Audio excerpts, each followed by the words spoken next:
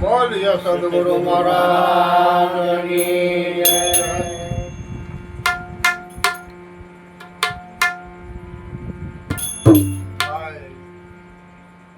કેરભાઈના ઘરે આજે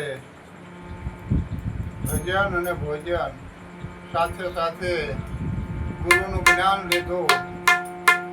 એટલા માટે આપણે ગોરખનાથની વાણી જે બોલી અને વ્યાખ્યા કરીશ. બધા શાંતિથી સાંભળજો અને સુરતા છે સુરતા શબ્દ આરે જોડી દેજો.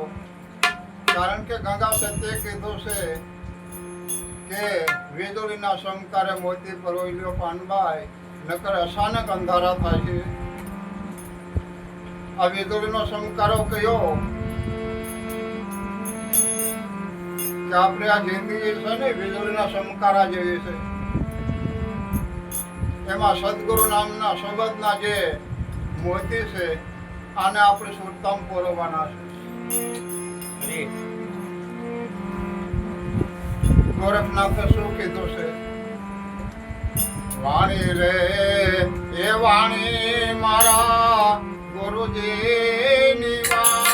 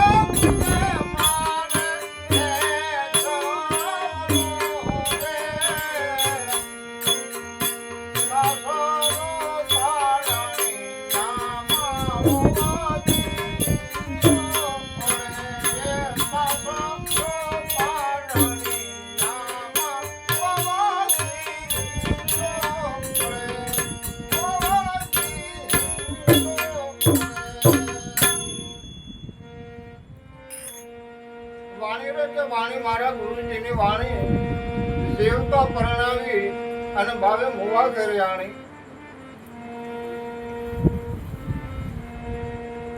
જ્યાં લગી આપણી સુરતા સદગુરુ મહારાજના શબ્દ નથી પહોંચી ત્યાં લગી એ જીવતી હતી. જીવતી હતી એટલે જ્યાં ત્યાં બધે ખમે. ક્યાંક ભજનમાં જાય, ક્યાંક ગોવામાં જાય, ક્યાંક દેવી ડાકલામાં જાય, બધે ફર્યા રાખે. પણ જ્યારે સદગુરુ મળ્યા, સદગુરુનો શબ્દ મળ્યો અને સુરતા જ્યારે શબ્દ આરે લગ્ન કરી લીધા, શબ્દમાં મળી ગઈ, પછી એને જીવતા પરણાવી કહેવાય. અને મુવા પછી ક્યાં ગઈ? ઘેરે. કે જેનું ઘર ક્યાં હતું? એનું ઘર હતું એ શબ્દ હતો. આ શબ્દ આજે પહોંચી ગઈ, શબ્દનું ઘર નક્કી કરી લીધું. પછી કે ખીરવા દૂધે અને મારે ભેંસ વલોવે, સસરો પારણીએ અને બહુ હિસોળે. હવે ખીલો કોઈ દી દૂધે? આ વાત શક્ય છે? તમને બધાને શું લાગે છે? કારણ કે ખીલો કોઈ દી ન દૂધે, ભેંસ કોઈ દી વલોવે નહીં, સસરો પારણિયાને કોઈ દી વહુ ઘીસોળે નહીં. પણ જે ગોરખનાથે વાણી મૂકી છે, જે એના શબ્દ મૂક્યા છે, એને આપણે ખોટા ન કહી શકીએ. એને કાંઈક વિચાર કરીને મૂક્યો હશે તો આપણે એને હવળી કરી નાખવી પડે. ખાઈને દુકાને જઈને કપડા સીવવા નાખી, પછી સીવીને ઊંધે ઊંધા આપણને હકેલી નાખી દે, પછી આપણે ઊંધે ઊંધે કાઢી ન લેવાય, એને હવળા કરવા પડે. એમ આ વાણી છે, આને હવળે આપણે કરવાની છે. એટલે રામદેવજી મહારાજે કીધું કે પૂછો પૂરા પંડિતને, પૂછો સંન્યાસીને, આમાં નિજના ગુરુ કોણ? આ જમીન કરી જાત કોણ? આસમાનના ગાજ કોણ? એ ગાજે એક 2 વર્ષે આના દેવતા કોણ? એટલે કોઈ પૂરો પંડિત હોય એની પાસે જઈ અને આપણે એની વાત જાણવી પડે, ત્યાં આપણું લક્ષ દોરવું પડે, તો આપણને વાણીની વિશે કાંઈક સમજણ પડે. બાકી તો નકર ગળા હવા દે કે ગાયા કરે, રાગડા તાણી તાણી, ભજનનો ભેદ સમજાણો નહીં, અને આખીર મતી મૂંઝાણી, સંતની વાણીનો સમજાણી. પણ જે ખીલો છે સદગુરુ મહારાજ છે, અને એના મુખમાંથી જે શબ્દની ધારા છે આ દૂધ જેવી છે. આ શબ્દનું વલણું કોણ કરે? સુરતા વલણું કરે. સુરતાને ગોરખે ભેંસ કીધી છે. સસરો કે પારણીએ વહુ ઘીસોળે. આપણો જીવરાજા છે એ સસરો છે, અને એ માયાના મોહજાળમાં એ નિંદ્રા કરે છે, અને માયા એને હિસોળે છે. માયા છે એ વહુ છે. આ સસરાને હિસોળા રાખે, સસરો આરામ તે હુએ. એટલે અમારા સંતોએ કીધું કે સરખડીનો સોરો, નહીં પૂજા નહીં પાતરી, શેખો હુઈ રહ્યો, માથેથી હાલી ગઈ અખાતરી. આ શરીર છે આ સરખડીનો સોરો છે, જીવ છે શેખો છે. આને કાંઈ પૂજા પાતરી હોય નહીં. શેખો હોય રહ્યો કે માથે હાલી ગઈ ખાતરી, આપણી ઉંમર પૂરી થઈ ગઈ. એટલે સંતોએ વાણી ગુજમાં મૂકી છે, પડીકામાં મૂકી છે, પણ એને સમજવી એ થોડીક અઘરી છે. પણ સદગુરુ મહારાજનો જો પંજો અડી જાય, એનો હાથ માથે હોય, તો ગમે એવી વાણી કેમ નથી, બધી સમજાઈ જાય, બધી વાણીની વ્યાખ્યા થઈ જાય. પણ જો આપણું લક્ષ્ય હોય તો, નકર તો પછી સવારામ મહારાજે કીધું કે સુરતા શબ્દ સમેટે, એના ઘટમાં સાહેબ ભેટે, 12 વાસના કે બહુ ફેરે, જાય બદલીના બેટે, નજર ન રાખે નેઠે, આમાં કે સાહેબ ક્યાંથી ભેટે. અરે ભાઈ પડ્યું છે ને ગોતી લે, સિદ્ધને ફરો શેઠે શેઠે, આદમ તો તમારા અંતરમાં વસે, જો ભજન કરો તો ભેટે. એટલા માટે બીજી કડીમાં ગોરખનાથે શું કીધું છે?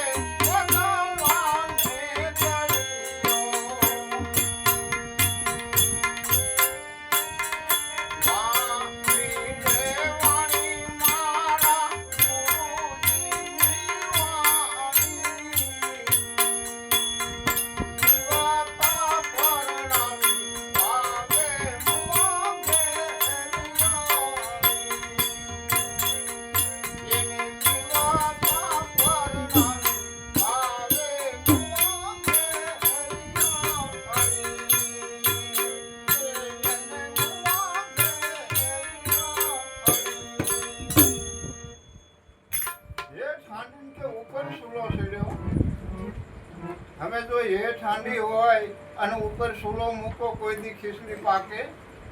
આ શક્ય છે? જે ઠંડી હોય ઉપર સૂલો સડે તો ક્યારેય ખીચડી ન પાકે. પણ જે સંતોએ કાંઈક વાણી મૂકી છે એને બહુ વિચાર કરી અને આ વાણી મૂકી છે. જે ઠંડી એટલે આપણું આ જે મેજ છે ને, આ પેટ છે ને, આ એ ઠંડી છે. આ ઉપર સૂલો સડ્યો છે મુખ રૂપી. આ મુખ છે સૂલો છે.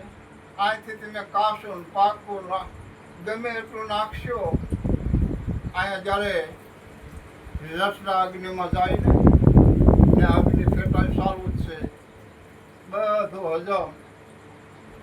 એટલે આને જે ઠંડી પીધી છે અને ઉપર સૂલો સડ્યો. જળ કેરી મસ્યા એટલે બગલાને કર્યો તો જળ કેરી મસ્યા સુરતા છે અને બગલો છે એ સદગુરુ મહારાજનો શબ્દ છે. આ શબ્દને કોણ ગળી જાય? સુરતા.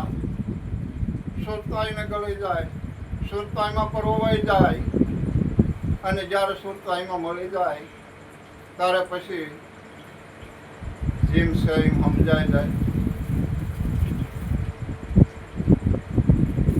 પણ વાંધો ક્યાં પડ્યો? કેમ સમજાતું નથી? ઘણા બધા સંતો રાત દિવસ સમજાવે છે. જ્યારે 500 ને સમજણ આપે તો 5 ને લાગે છે ને સમજણ નથી લાગતી.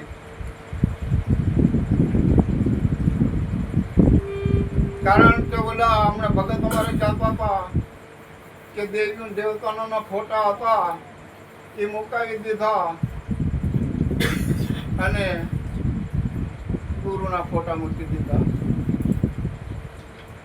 આ એ કારણ છે, નથી સમજાય એવું. ગુરુ મહારાજ છે એ ઘાટમાં રાખે છે. ઘાટ તોડતા નથી, ઘાટમાંથી અઘાટમાં લઈ જતા નથી. એટલે શિષ્યને જેમ છે એમ સમજાતું નથી.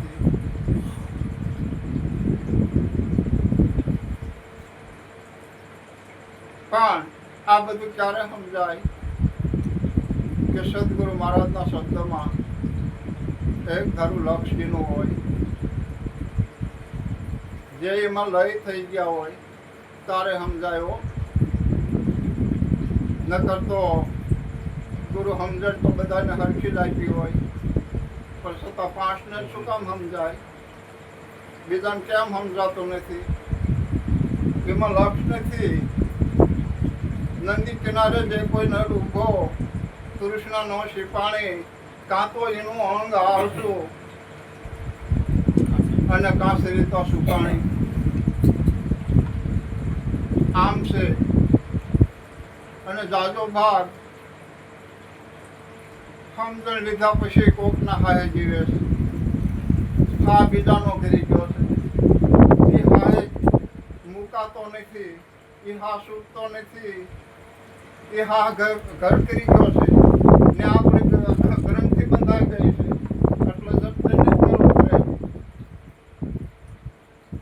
એટલે સંતોએ કીધું ભક્તિ કોણ કરે?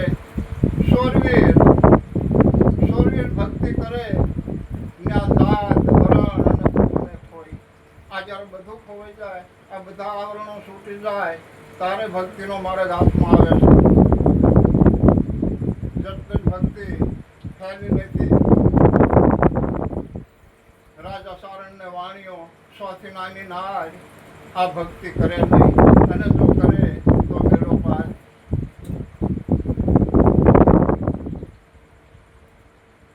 ત્રીજી કડીમાં ગોરખનાથે શું કીધું છે?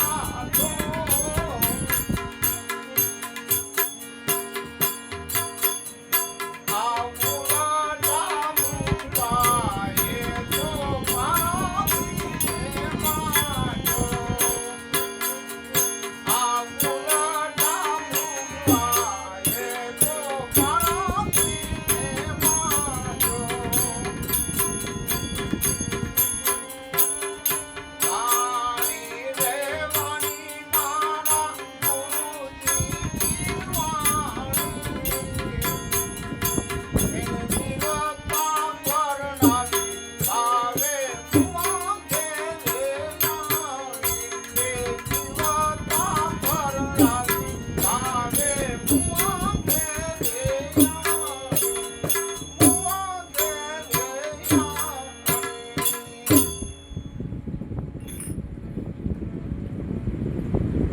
પાક્યું કે રખેવાળને ખાધો, ઉલટા મૃગલાએ પારાધીને બાંધ્યો. આ શરીર છે એ ખેતર છે. આને કોઈ સંતોએ કાયાવાળી કીધી છે, કોઈ ખેતર કીધું, કોઈએ જમીન કીધી. આ જ્યારે પાકી જાય પછી કે ઉલટા મૃગલાએ પારાધીને બાંધ્યો. મન છે એ મૃગલા છે અને જે આપણો અહંકાર છે ને એ પારાધી છે. પણ જો મન સમજી જાય તો મન શું સુરતા બની જાય. હો, મન જ સુરતા બની જાય અને એ પછી અહંકારને જાળવીને બેઠ બેઠો અહંકારને વશ કરી નાખે, આગો પાછો ન થવા દે. આ બધું મનનું કારણ છે. એટલે સંતોએ કીધું કે ઉલટા મૃગલાએ પારાધીને બાંધ્યો. મામદે પણ એવું કીધું, મનરૂપી મૃગલાને એ મારો મામદ કે મનરૂપી મૃગલાને મારો રે.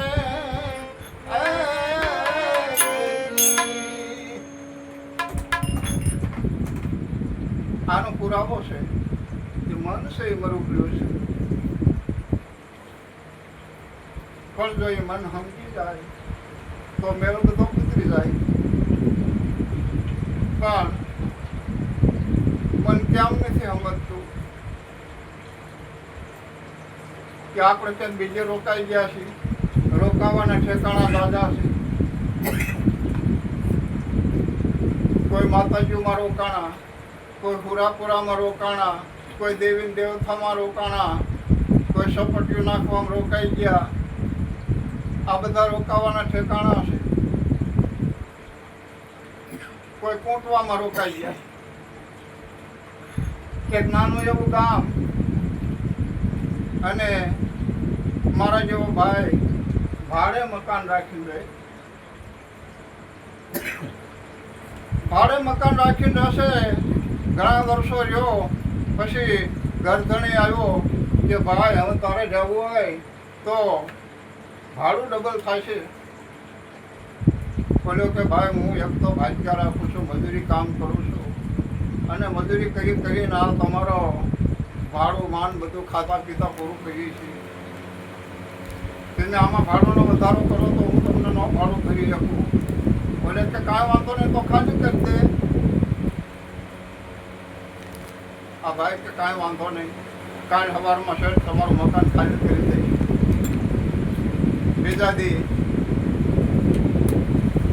ભાઈ મકાન ગોતવા નીકળ્યા. એથી આગળ બીજી ત્રીજી શેરીમાં એક મકાન લીધું ભાડે અને અવાવરું મકાન પડેલું. આ આખું ઘર જઈ અને મકાન સાફ કરે છે. અને જે આ મકાન ખાલી કર્યું ને 8-10 પાવઈ આવી અને ધામો નાખ્યો. એટલે ભાઈ બહેન ભાડે લઈ લીધું, ધામો નાખ્યો અહીંયા. પછી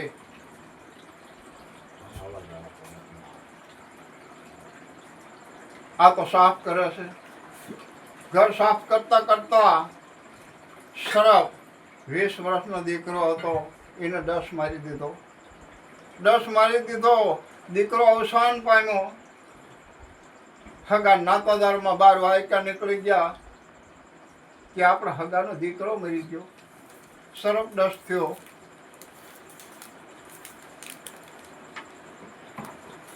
બાજુ 2-3 ગામની ભેગીઓ થઈ અને 20નું ટોળું આવ્યું. પણ ઘર જોયેલું નહીં. એમને એમ ત્યાં જૂનું ઘર રહેતા ત્યાં જ રહેતા હશે. એટલે બાયું તો સાજ્ય લેતા લેતા બધા આવ્યા ફળીમાં લઈ આવી અને જે ધડેલો લીધો, હાય રે હાય, હાય રે હાય. આ ધડેલો લીધો. પાવૈયા ઊભા થઈને મોટા મોટા ઘૂમટા તાણે એ હારે સડી ગયા. ઘણી બાજુ કોંટીઓ પણ કોઈ ઊભ્યું રાખે નહીં, કોઈ સાનીઓ રાખે નહીં, એટલે એકાબીજા મંડ્યું પાણીઓ મારવા કે લે આ કોઈ મૂક્યું કેમ કોઈ આપણને ઊભ્યું રાખતી નથી, કોઈ કેમ સાનીઓ રાખતી નથી. હેઠિયું બેહો કે બધી હેઠિયું બેઠી, હેઠિયું બેઠી લાંબા હાથ કાઢ્યા, લાંબા હાથ કાઢ્યા એટલે પાવીએ લાંબા હાથ કાઢ્યા, લાંબા હાથ કાઢ્યા તારા બાયુને ખબર પડી કે આ બાયુનો અવાજ નથી, આ તો જણનો અવાજ છે. એક બાઈએ પાવ્યાનો જરા ઘૂંટો ઊંચો કરી કે બાયુ તમે કોણ છો? કે લે મેં રાંધલમાં ભૂવા, અરે અમારા રાંધલ બના ભૂવા અમારના ભૂકા કાઢ નાખે એનું શું? તે અમારો તમારો હગો મરી ગયો છે, તમે આ કોંટ્યો તેમાં શું કામ કૂટ્યા? તાક અમારે ઈસી હવા દીધો શું? તેને કૂટ્યા તેને કૂટ્યા કે તારા અમારા હગા કે એ તો આમ બીજી ત્રીજી શેરી બી ગયા છે, ન્યા રહેશે. વળે આ બાયું ઉપડ્યું, ન્યા જઈ ત્યાં તો ન્યા તમને કહો કાંઈક કાપ્યું માસ્યું મામ્યું એ ન્યા અમારા વાળા ધડેલો લીધો, હાય રે હાય હાય રે હાય. આ ધડેલો લીધો તે કાંઈક બાયું તો નેને પડી ગયું, કાંઈકને અગરબત્તીના બીડીઓના ધુમાડા દીધા, કાંઈકને ટોપરા લાવીને પાયા, પગલા કરાવ્યા, ખબર અંતર પૂછ્યા અને બાયું ઘીરે પાછી ગયો પણ હાંખ નહીં. હા ખાય તો હુળ આવે આટલું કોઈ રહ્યું. પડખે પાડોશીને બાયું કે અરે બાયું તમે કે યજ્ઞ જઈને કોંટ્યો તોય કે તમને કે આટલું બીજું કે માંદાજી એવું થઈ ગયું તો કે ન્યાય બાયુને બિચારી એમને શું થાય? એમને તો ઘડીએ ઘડીએ રોજ કેટલા આવતા હોય અને બધાને હારે કોંટવાનું. તાકી મેં કે ન્યાય ક્યાં કોંટ્યો છું? તો પાવયા હતા એટલે આપણે ક્યાંય કોટવામાં ન રહી જતા. કોટવામાં જિંદગી પૂરી થઈ જશે. બાયું કોંટતા હતા પહેલા, અત્યારે પણ કોંટે છે, પણ કોંટનારને ખબર નથી કે કોને કોંટે છે. કોટવાનું કોને હોય? પહેલા પાળ ચડતા કા ઢીંગાણું થતું અને હામાં માણસ ખૂન કરી નાખતા આનું, પછી હામાં ખૂન કરવા વાળાને કોટતા હતા. કોને કોટતા? એના નામના સાહિત્ય લેતા હતા. અને અત્યારે તાવ આવ્યો અને માંદો પડે માણસ મરી જાય તો કોટવાનું ચાલુ. કોટવું એ કોટવું, કાંઈ કોટવાની જરૂર નથી. દાસ ધીરાએ ના પાડે છે, જલમાઈ તો સર્વે જવાના, આયા નથી રહેવાનું કોઈ, મરનારાને તમે સુરવો, એ રોનારા નથી રહેનાર રે, એ તે હરિનો રસ પીજીએ. ના પાડે છે સંતો, પોકારી પોકારીને કહે છે, પણ છતાં આપણે તો આ કાને સાંભળ્યું ઓલા કાને જય ભગવાન હતા એના એ ભજનમાં બેઠા ત્યાં લગી તોલા હલાવીએ હરે હરે.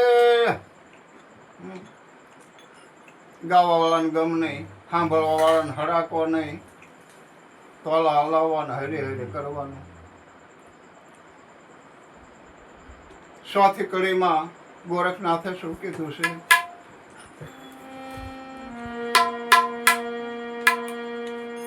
મસંદરનો